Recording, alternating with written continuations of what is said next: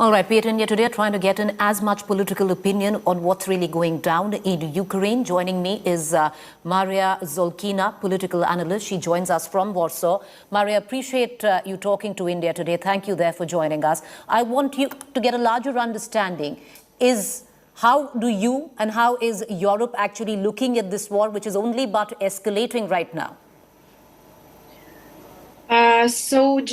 There were a lot of approaches to what is going on there in Ukraine. I mean, there are a lot of information, but to sum up for your observers, let's have a general understanding. So as of now, the Russian attacks are mainly concentrated in two, let's say, parts of Ukraine. So first of all, in the north or in the northern east, where they continue airstrikes, missile attacks, and in some parts of that zone of Ukraine, land operations against the Ukrainian army around Kharkiv, Kyiv, and satellite towns around Kyiv like Irpin, Hostomel, and Bucha. So they haven't, as of now, continued their attack on Kyiv on the land, but nevertheless, they are trying to clean up the territory close to Kyiv in order to, enable themselves to move towards Kyiv in case they decide again to do that from the land, not just from the air.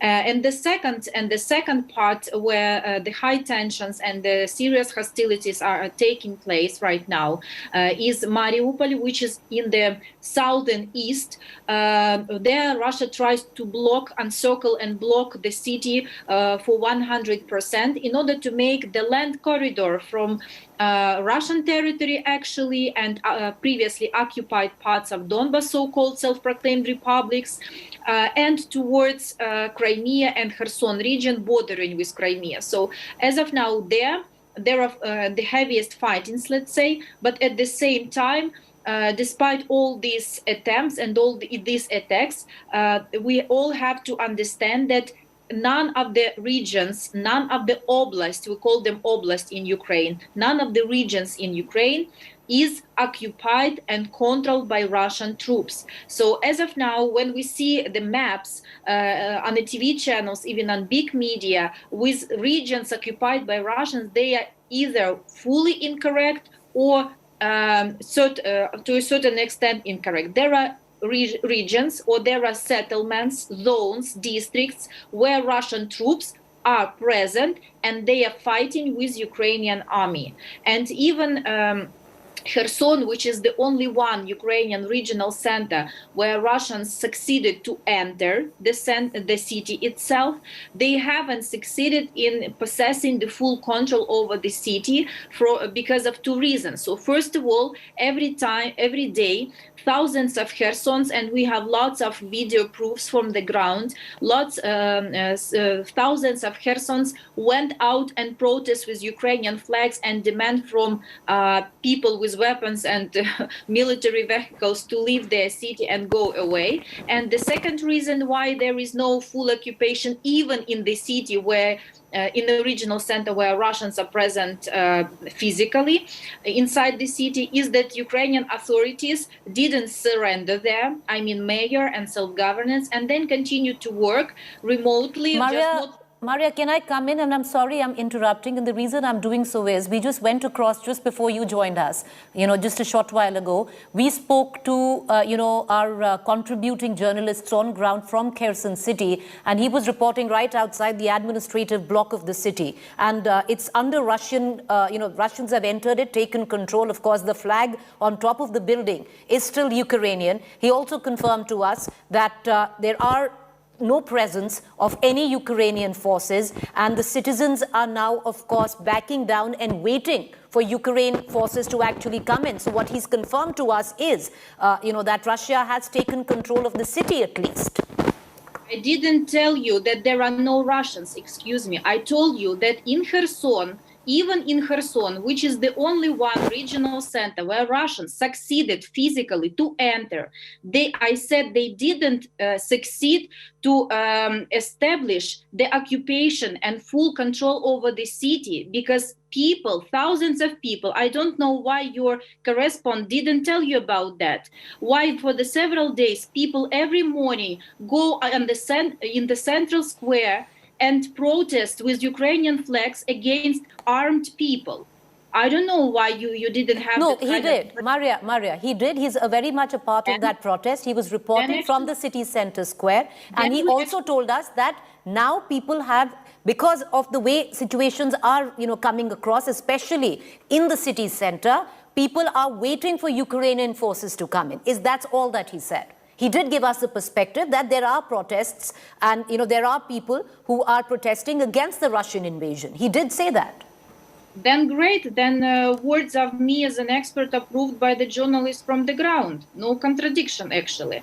But this is a very good example that even when they enter the city, they face the huge resistance from ordinary locals, which are unarmed and which do not accept, let's say, new occupation administration. And Ukrainian authorities, that's important point, that all the logistics, I mean, communal services, supply of foods and everything was still during these days organized by Ukrainian authorities, even if it is sounds like a paradox. They left the administration building on the central square, but they didn't surrender and didn't give up to fulfill the communal services and city logistics, food supplies, and so on around the city in general.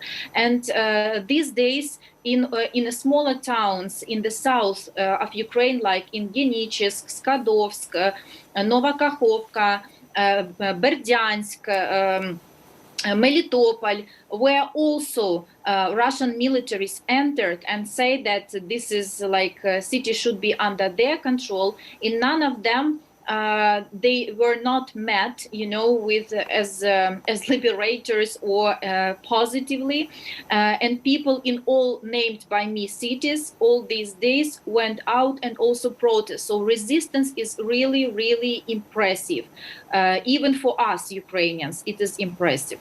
All right, Maria, you're reporting out of Poland. I understand there's you're a Ukrainian yourself. Now, there is a very strong demand, and in the last address by the president of Ukraine, one point was made very clear, and that was that he went after the West for not closing the airspace. Now, the EU, NATO is not looking at that at all. So what is going to be Ukraine's next approach?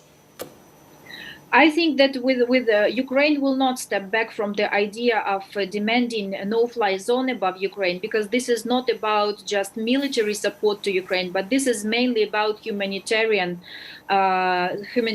protection of our people. So during last week, Russian troops has been decreasing on almost all the directions their land operations. They have been decreasing the intensity of land movement on the land, and instead they're trying to encircle big cities and just bomb there from the air or organize the missile attacks. And that is why anti-missile defense systems and air defense system and no-fly zone are of urgent humanitarian need in Ukraine.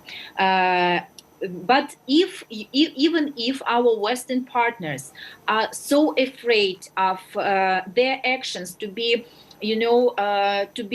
understood by Russians as their involvement into the direct war with Russia, we can be creative, and we can, for instance, stand on the point that we will receive the fighter jets from our allies, like a military support to Ukraine, and then we will find on our own volunteers from the West to fight, and to pilots, volunteer pilots to ride these flights together with our Ukrainian pilots, and they can be used as a physical person, not representing their armies. So as of now, for instance, in international division, of Ukrainian army, the newly created unit, where all the foreigners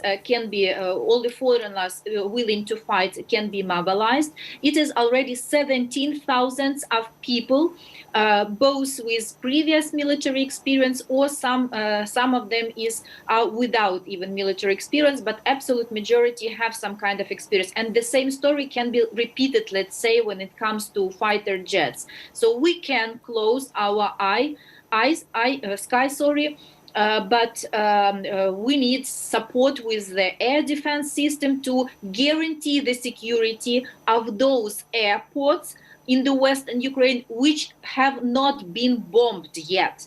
And then these fighter jets come into Ukraine as a military support from our Western allies. They will be operating, they will be departing from Ukrainian territory in the west, and they will be either by Ukrainian pilots or by those voluntary pilots, foreigners who can come on their own without representing their armies.